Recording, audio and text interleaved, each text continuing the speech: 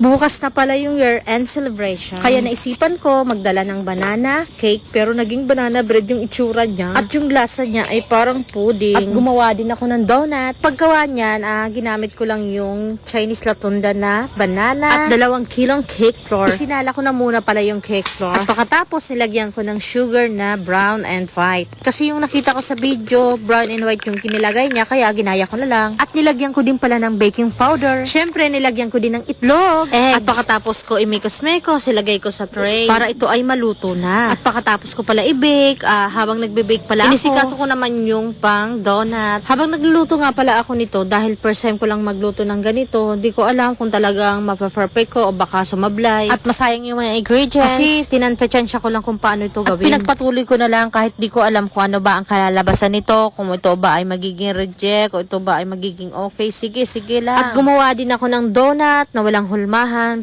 Kaya tinantansya ko na lang kung paano ko ibibilog at bubutasan sa gitna. And then, okay naman yung lasa niya, tapos okay naman yung texture niya, tapos yung size at yung shape niya, medyo okay naman siya. Pero sa totoo lang, ang tagal gabi ko pa lang pala yung ginawa kasi para pag umaga, ready na yan at hindi na ako magkakaw sa oras. Kinumagaha nga pala, inayos ko na muna yan, inilagay ko na muna sa e-bike para sure talaga na hindi ko siya makakalimutan. At kompleto na madala ko kasi pag minsan nakakalimutan ko, halimbawa yan na donut, baka makalimutan ko yung yung tinapay lang madala ko. Kaya, piniprepare ko talaga, sinusigurado ko madadala ko siyan. At yung anak ko pala, nagwawalis na muna siya at naghuhugas ng pinggan. Kasi sabi ko, bago tayo umalis, dapat clear na, malinis yung bahay at nakapaghugas na siya ng pinggan. Habang naghuhugas nga pala siya ng pinggan, nagbababad siya sa ulo ng shampoo para mabango, diba? Siyempre, para mabango siya. At pagkatapos siya maghugas ng pinggan, naligo na siya at pagkatapos siya magligo. Pagkatapos siya magligo, ayan, nilagyan ko siya ng lipstick. Konti lang, kasi bata pa naman, bawal pa yan ng maraming lipstick sa Ngayon lang naman yan nag-lipstick, hindi naman yan araw-araw. Kaya wag kayong mag-alala. Pasing ko na naman yan yung suot ko na dress kasi nga paborito ko. Paborito ko talaga kahit ulit-ulit ko yung suotin hanggang di yan nakukupas, susuotin ko yan. Okay lang pagsabihan na paulit-ulit yung dress ko, paulit-ulit yung kulay ng damit ko. Okay lang naman kasi importante, masaya ako, diba? Pero okay lang naman, wala naman nakakaalam kung ganyan paulit-ulit yung suot. Hindi naman ako artista para makikita ng lahat. Paalis na nga pala kami, pero napansin ko hindi na naman ako nakapagsuklay. Kaya sa kalagitnaan ng pagdadrive tumabi na muna ako, syempre, at nagsuklay. Thank you nga pala sa nagregalo ng dress sa anak ko. Sa tita niya, na si Tita Claire. Di pa nga nalalabham, pero iyan, sinuot niya na kasi super nagandahan siya. Yan na yung sinuot niya sa pag-attend namin ng year-end celebration. At super naman nag-enjoy yung anak ko sa mga games.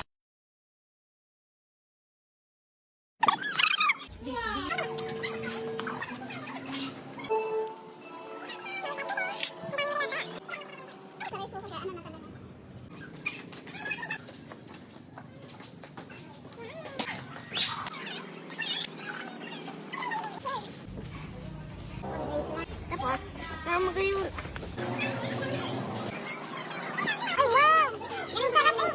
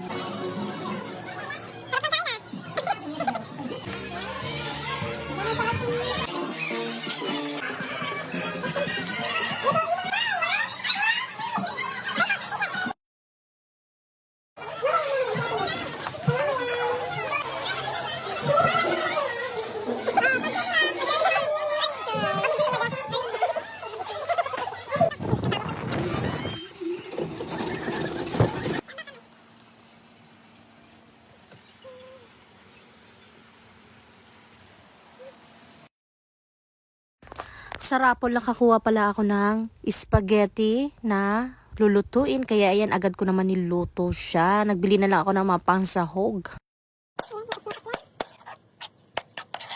Ayan, nilagay ko na yung sauce.